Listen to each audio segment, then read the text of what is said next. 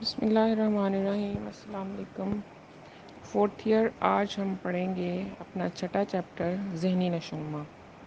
5 chapter تک ہم نے پڑھ لیا تھا، جسمانی نشوونما ہمارا 5واں چیپٹر، اور اب ہے نشوونما کے ٹاپکس میں ذہنی نشوونما۔ انسان اپنی ذہانت کی وجہ سے دوسری مخلوقات پر فوقیت رکھتا ہے۔ تعلیمی دنیا میں تعلیم کا بنیادی مقصد بچے کی ذہنی نشوونما ہے، اس لیے زیادہ سے زیادہ بہتر وسائل اور مواقع فراہم کیے جاتے ہیں تاکہ وہ صحت مند نشوونما کی وجہ سے معاشرے سے مطابقت حاصل کر سکے اور ملک و قوم کا ایک بہترین شہری بنے۔ جہاں تک ذہنی نشوونما کا تعلق ہے تو سب سے پہلے ہم نے ذہانت کی ڈیفینیشن کو دیکھنا ہے کہ ذہانت اصل میں ہے کیا چیز۔ ذہانت کوئی ایسی ٹھوس چیز نہیں ہے جس کو ہم اپنی آنکھ سے دیکھ سکیں اور اس کی صحیح پیمائش کر سکیں۔ یہ غیر مرئی چیز ہے، لیکن یہ ہمیں نظر آتی ہے۔ یہ نظر کہاں آئے گی؟ ہمیں فرد کے مختلف کاموں میں، اس کے مختلف افعال میں جو ہے وہ ہمیں نظر آتی ہے۔ ایک بچہ ذہین ہے تو ہم اس کے ذہن کو جو ہے وہ ایسے مطالعہ نہیں کر سکتے اس کے ذہن میں کیا چل رہا ہے، لیکن اس کی ذہانت کا مطالعہ ہم کہاں سے کرتے ہیں؟ اس کی پڑھائی میں دلچسپی سے کرتے ہیں۔ پھر وہ کتنی بہتری کے ساتھ اپنی اسٹڈی کو کنٹینیو کرتا ہے، وہ ایگزام میں کیا نمبر جو ہے وہ حاصل کرتا ہے، جو کرائٹیریا ایگزام کے لیے مقرر کیا ہوتا ہے اس میں وہ کس حد تک پورا اترتا ہے۔ اگر ہم نے 100 نمبر رکھے ہیں ایک پیپر کے ٹوٹل، اس میں سے وہ 90 نمبر لیتا ہے، 95 لیتا ہے، 96 لیتا ہے، جہاں تک بھی ہو جائے گا، اس کا مطلب ہے کہ وہ ذہانت کی اعلیٰ ترین سطح کی طرف جا رہا ہے۔ تو آنکھ سے ہم اس طرح نہیں اس کو دیکھ سکتے، لیکن ہم افعال میں یا کام میں ہوتا ہوا ذہانت کو ضرور دیکھتے ہیں۔ تو مختلف ماہرین نے یہاں ذہانت کے لیے مختلف آراء پیش کی ہیں۔ ان میں سے کچھ کے خیال میں کسی مسئلے کو جلد حل کر لینے کی صلاحیت کا نام ذہانت ہے۔ اب یہ مختلف لوگوں میں جو چیزیں ہمیں نظر آتی ہیں درجہ بندی کے حساب سے یا کام کی اہلیت کے حساب سے، اس نے کہا کہ کسی مسئلے کو جلد حل کر لینے کی صلاحیت جو ہے یہ ذہانت ہے۔ 10 افراد میں سے کسی کو کام دیا جائے یا کوئی مسئلہ سالو کرنے کے لیے دیا جائے تو جو پہلے اس کو حل کر لے گا، اس کا مطلب ہے اس کے ذہن نے تیزی کے ساتھ جو ہے وہ کام کیا اور وہ مسئلے کے حل تک پہنچ گیا۔ نمبر 2 ہے کسی بات کو جلد سمجھ لینے کی اہلیت ذہانت کہلاتی ہے، کہ کتنی جلدی ہم سامنے والے کو انڈرسٹینڈ کرتے ہیں۔ نمبر 3 ہے جلد یاد کر لینے کی قوت، یعنی قوت حافظہ جو ہے یہ ذہانت کہلاتی ہے، کہ فرد میں یاد کرنے کی ایبلٹی کتنی ہے۔ ایک بچہ جو ہے وہ 1 گھنٹے میں سبق یاد کرتا ہے، ایک آدھے گھنٹے میں کر لیتا ہے، ایک اسی کو 15 منٹ میں کر لے گا، ایک 10 منٹ میں کر لیتا ہے۔ تو قوت حافظہ کس کا تیز ہوا؟ جس نے 10 منٹ میں اس کو یاد کر لیا۔ پھر یہ نہیں ہے کہ یاد کیا اور اس کو اپنے ذہن میں محفوظ بھی کر لیا۔ نمبر 4 ہے یہ مجرد سوچ بچار کی قوت ہوتی ہے، یعنی جو چیز ہم مجرد ہوتی ہے اس کو دیکھنا، سوچنا اور اس کے متعلق جاننا۔ تو ان آراء کو مد نظر رکھتے ہوئے ذہانت کی ٹھوس الفاظ میں تعریف ہم کیسے کر سکتے ہیں کہ ذہانت ایک ایسی قابلیت اور استعداد کا نام ہے جس کے ذریعے ہمیں کسی مسئلے کو سمجھنے اور حل کرنے میں مدد ملتی ہے، یعنی فرد کی ایسی لیاقت، اس کی ایسی قابلیت جس کے ذریعے وہ مسئلے کو سمجھے اور حل کرنے میں اس کو معاون ثابت ہو۔ اس کے ذریعے ہم غور و فکر کرتے ہیں، بے شمار چیزیں سیکھتے ہیں اور معاشرے میں بہتر مطابقت حاصل کر سکتے ہیں۔ اب جو فرد حالات و واقعات پر یا ارد گرد کے ماحول پر گہری نظر رکھتا ہے اور تو وہ ایسا فرد معاشرے کے ساتھ بہترین مطابقت حاصل کرنے میں قوت رکھتا ہے۔ ذہانت کی تعریف کے بعد ذہنی نشوونما کی تعریف ضروری ہے، کہ ذہنی نشوونما سے کیا مراد؟ یہ تو ہے نا ذہانت کی ڈیفینیشن، کہ مسئلے کو جلد حل کر لینے کی قابلیت، بات کو سمجھنے کی، حافظے کی، سوچ بچار کی، اپنے ارد گرد کے ماحول کو جو ہے وہ سمجھنا اور اس کے مطابق خود کو ڈھال لینا، یہ ذہانت بنیادی طور پر ہمارے ذہنی جو ہے وہ ہم کہتے ہیں ایلیمنٹس کہلاتے ہیں۔ اب ذہنی نشوونما سے مراد فہم، بول چال، یادداشت اور قوت استدلال کی خصوصیات جن کو ہم کامیابی سے استعمال کرتے ہیں یا کامیابی سے استعمال کرنے کی اہلیت، یہ ذہنی نشوونما ہے، کہ فرد کی جس طرح سے جسمانی نشوونما ہو رہی ہے ایسے ہی ساتھ اس کا ذہن بھی وقت کے حساب سے بڑھ رہا ہو۔ ذہنی نشوونما سے مراد تحصیل علم ہی نہیں ہے، بلکہ یہ اعلیٰ تعلیمی تخیلات سے عبارت ہے جو گھر، معاشرہ اور مدرسہ تینوں کی مرہون منت ہے۔ یعنی ایک فرد نے جو ہے وہ صرف گھر میں ہی زندگی نہیں گزارنی، اس نے صرف معاشرے میں نہیں گزارنی، اس نے صرف مدرسے میں نہیں گزارنی۔ اب تین چیزیں ہیں، اس کا گھر، معاشرہ اور مدرسہ۔ گھر سے وہ نکلے گا تو اس کا اگلا رابطہ اپنے معاشرے سے ہوگا، اور مدرسہ جو ہے یہ معاشرے کی ایک اکائی ہے، یہ ہمارا ایک چھوٹا معاشرتی مرکز ہوتا ہے۔ یہاں سے ہم جو چیز سیکھ کر نکلتے ہیں وہ ہمیں معاشرے کے ساتھ مطابقت حاصل کرنے میں معاون ثابت ہوتی ہے۔ اس سے بعد آتی ہیں ہمارے پاس ذہنی نشوونما کی سٹیجز۔ جسمانی نشوونما کی تین تھیں، شیر خارگی تھا، بچپن تھا اور بلوغت تھا۔ اسی طرح سے ذہانت کی بھی شیر خارگی یا بالغ پن ہے، اس کے بعد بچے کا جو ہے وہ بچپن آتا ہے اور پھر اس کی بلوغت آتی ہے۔ اب ہر دور میں جیسے جیسے جسم بڑھ رہا ہے ویسے ویسے بچے کا ذہن بھی بڑھ رہا ہوتا ہے۔ پیدائش کے وقت بالغ پن اور ذہنی نشوونما پہلا جو ہے ہمارا پوائنٹ ہے۔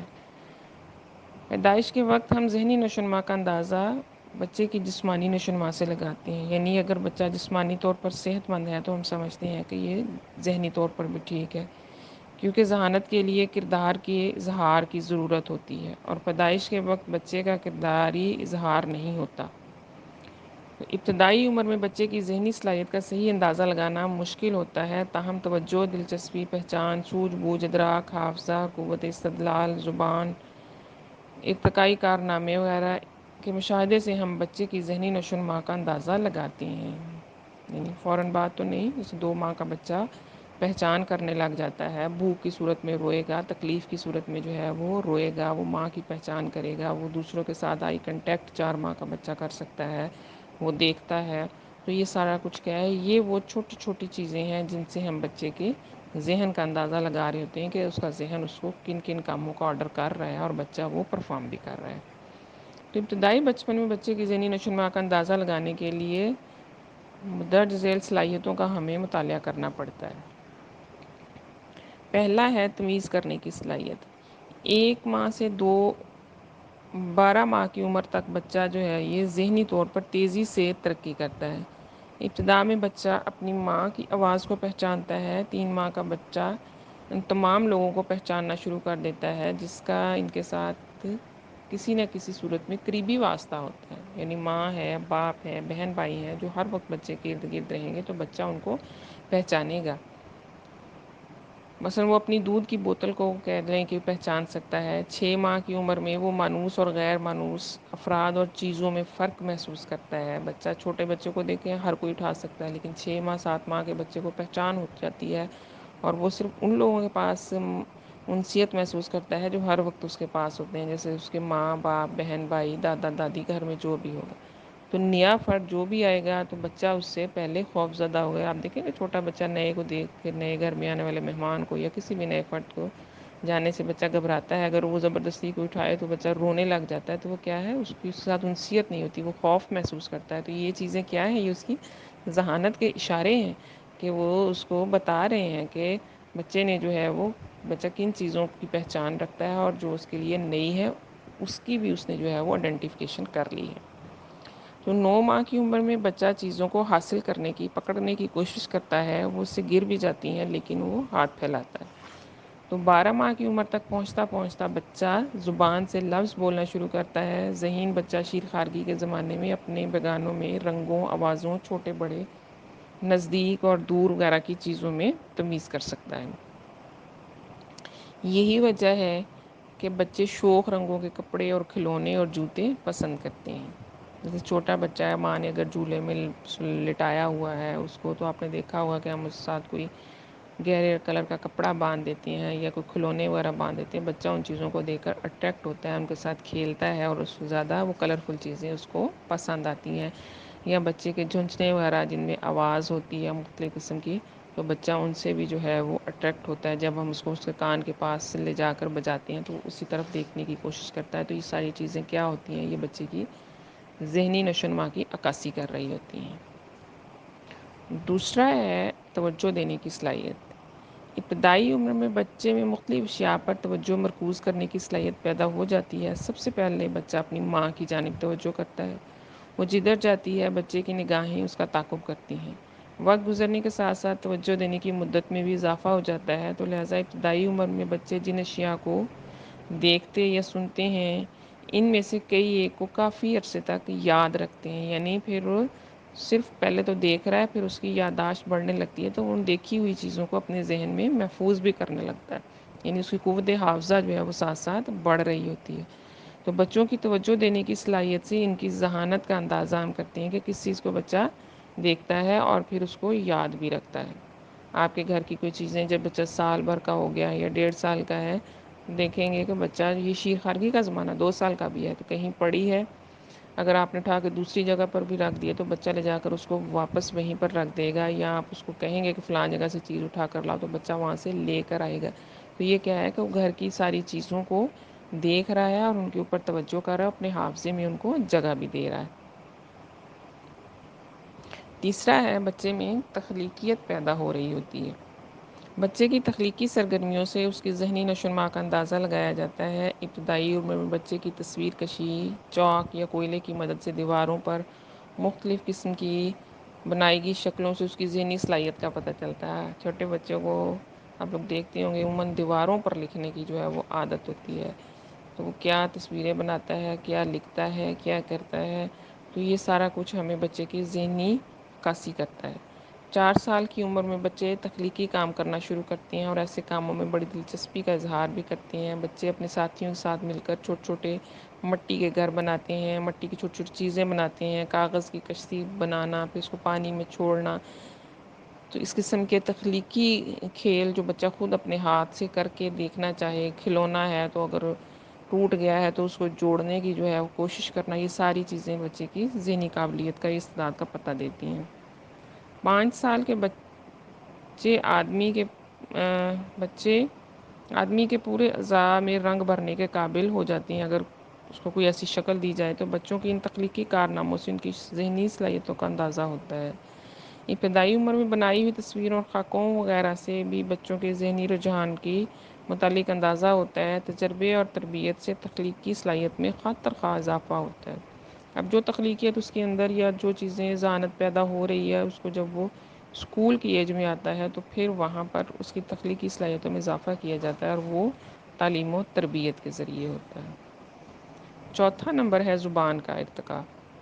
1 سال کی عمر تک پہنچتے بچہ اپنی زبان بولنے کی ابتدا کرتا ہے اور سب سے پہلے بچہ مادری زبان بولے گا۔ جو زبان ماں بولے گی بچہ اسی میں بات کرے گا۔ ماں اگر پنجابی زبان بولتی ہے بچہ وہی بولنے لگ جائے گا، ماں اردو بولے گی تو اردو بولے گا، ماں انگریزی بولتی ہے تو بچہ وہی زبان بولے گا۔ تو ان میں نقل کی زبردست صلاحیت پیدا ہوتی ہے۔ زبان سیکھنا سراسر ایک ذہنی عمل ہے، وہ چاہے نقالی کے ذریعے سکھائیں چاہے جیسے مرضی۔ تو عام طور پر 11 ماہ کی عمر میں پہلا لفظ ابا یا اماں بچہ جو ہے وہ بولتا ہے اور آہستہ آہستہ زبان پر عبور حاصل کرتا جاتا ہے، یعنی وہ جیسے بولتا ہوا بڑوں کو سنتا ہے تو وہ الفاظ اسے کان میں جاتے رہتے ہیں، اور پھر جب اس کے اندر جو ہے وہ بولنے کی صلاحیت پوری ہو چکی ہوتی ہے تو اس کی گرفت آ جاتی ہے اپنی زبان کے اوپر، تو پھر وہ وہی لفظ پہلا دہراتا ہے جو وہ زیادہ بولتا ہوا سنتا ہے۔ یہاں تک کہ جب وہ اسکول جانے کے قابل ہوتا ہے تو وہ اچھے خاصے ذخیرہ الفاظ کا مالک ہوتا ہے، اور زبان کا ارتقاء ذہنی نشو و نما کا بہترین آئینہ دار ہوتا ہے۔ یعنی 3 سال کی عمر میں یا 4 سال کی عمر میں جب ہم بچے کو تعلیمی اداروں میں بھیجتے ہیں تو بچہ ماشاءاللہ سے پوری باتیں کر رہا ہوتا ہے، بلکہ بچے کے اندر چھوٹی چھوٹی ہم کہہ لیں کہ چالاکیاں یا اس طرح کی چیزیں بھی آ گئی ہوتی ہیں۔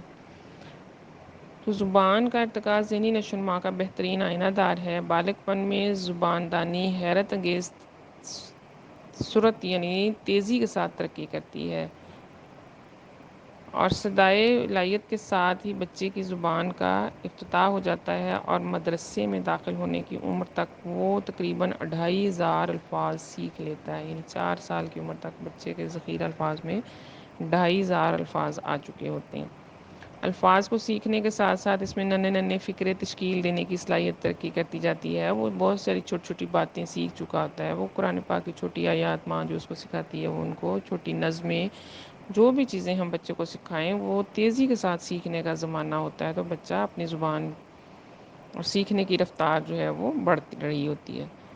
ذہنی مریض یا کم ذہین بچے زبان سیکھنے میں سستی اور نالائکی کا مظاہرہ کرتے ہیں، اس کے برعکس صحت مند اور ذہین بچے زبان دانی کے مختلف مراحل بغیر کسی دقت کے طے کر لیتے ہیں۔